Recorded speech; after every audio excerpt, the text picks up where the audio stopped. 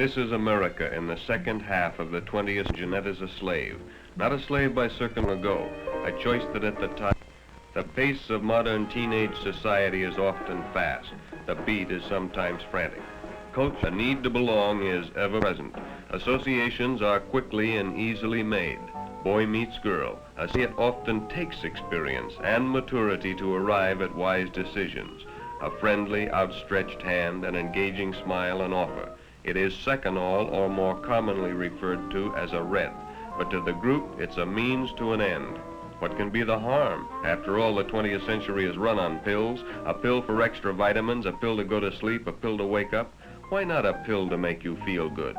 But that small red capsule is a dangerous drug to be administered by a competent physician, not by a newly found boyfriend.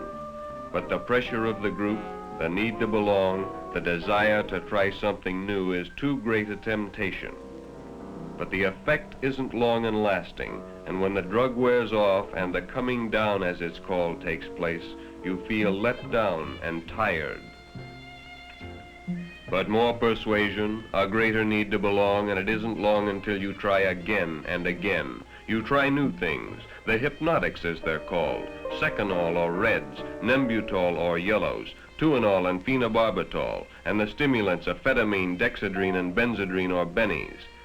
You begin to lose track of your friends because now you belong to a group that must move in a veiled world of secrecy because what you are doing is against the law, the constant fear of apprehension.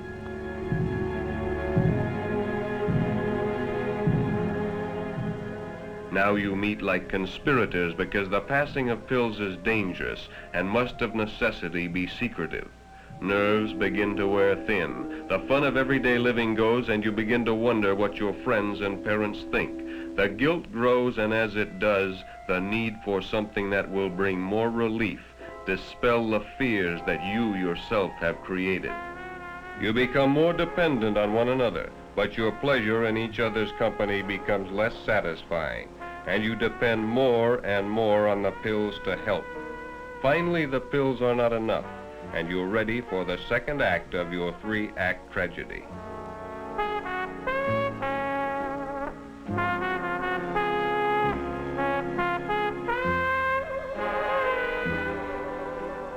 You've heard Mike and the group talk of toking up a joint.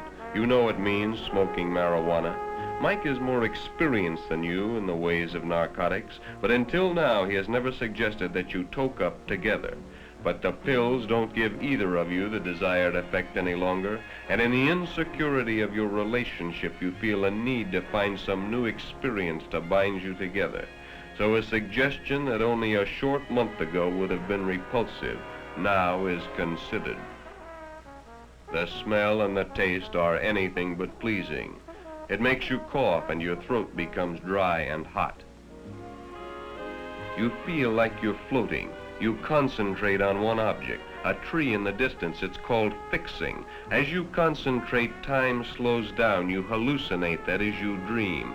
This is called tripping. Your depth perception is affected.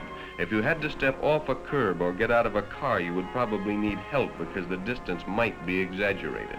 On the other hand, distance might seem to diminish. As with alcohol, the problems don't disappear, they only temporarily seem to vanish and return with jarring force when the effects of the drugs wear off.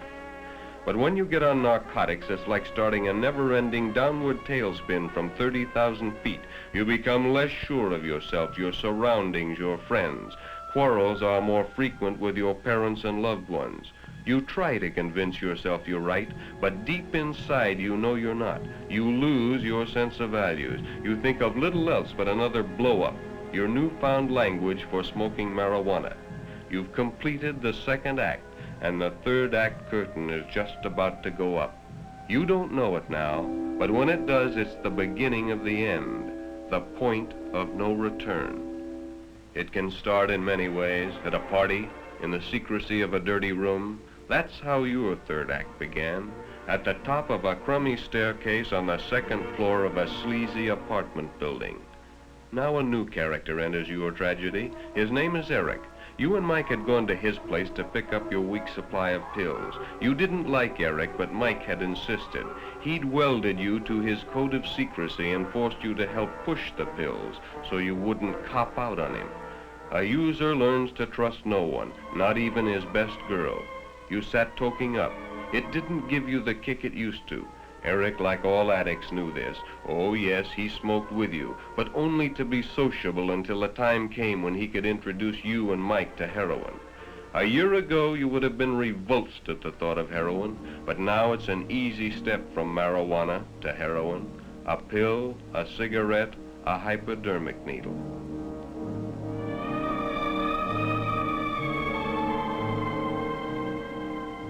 Even now, you're afraid. What will it be like? First, you'll get a burn, that is, a feeling of warmth will slip over you, and then you'll become nauseated and get desperately sick. Finally, the retching will subside and you'll have a sustained feeling of sensual excitement which will lapse into a state of euphoria or well-being. But it won't last, and when you come down, you'll be in the depth of depression, consumed by a cancer of guilt.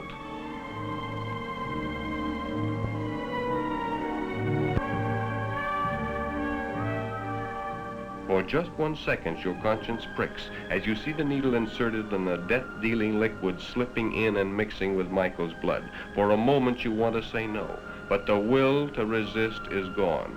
Temptation is ever present. The desire to try something new, something more powerful, is too great. Heroin being one of the most insidious drugs known to man, it only seems like days until you're hooked. You're not turned on any longer. The free ride is over. You're required to pay for your fix. As your tolerance increases, the need for more drugs increases, and this requires more and more cash. Now you're driven to things you would never have considered heretofore by your insatiable need for the drug. Your moral fiber has collapsed, and no crime is beyond your imagination. You are an addict, and your total effort in life is to obtain money to feed your habit. Now you're launched on a full-scale teenage crime wave of your very own, but with each passing day your tolerance increases, and now a fix only helps to make you appear normal and dispel the symptoms of withdrawal. Withdrawal, the nightmare of the addict. You live in constant fear of not having enough heroin to keep your habit supplied. For when that supply runs low and the first symptoms begin, the yawn, the sneeze, the runny nose, and you can't get another fix, you know you're about to begin a living hell. First you're burning up, then you're freezing, then the cramps and pains begin. Each nerve is laid bare and all your senses are magnified. Your whole being is like one giant nerve, raw and exposed to every outside stimulus. This period of withdrawal can go on for a week before the pain subsides and your senses come back to something approaching normal. And for this you steal and live a life of degradation and crime. But in your thirst for money you become careless and Mike is caught. Now you're on your own, and you must support your habit in the best way you can. You live in a jungle of fear. You're forced to deal with Eric alone. Mike is no longer there to help. Eric only laughs at your need and tells you to get money. Money, money, and more money. You're not prepared to take a job. Besides, no job would pay the kind of money you now need. You've got yourself a $50 a day habit. You can't support that slinging hash. So you turn to the only thing you can that will bring your kind of money. You become a call girl. You support that $50 a day habit, but not for long, because your looks begin to disintegrate. Your clients will no longer pay your price. You go from call girl to streetwalker.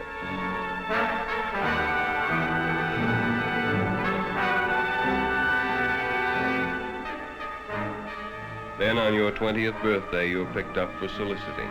Jeanette Michaels, age 20, white, Caucasian drug addict. A 20th century slave, self-styled. She'll suffer through withdrawal, be sentenced for prostitution, released, and return to the habit again. Lost to society, she'll continue her hopeless, degrading existence until she escapes in death. Today, tomorrow, maybe not for years.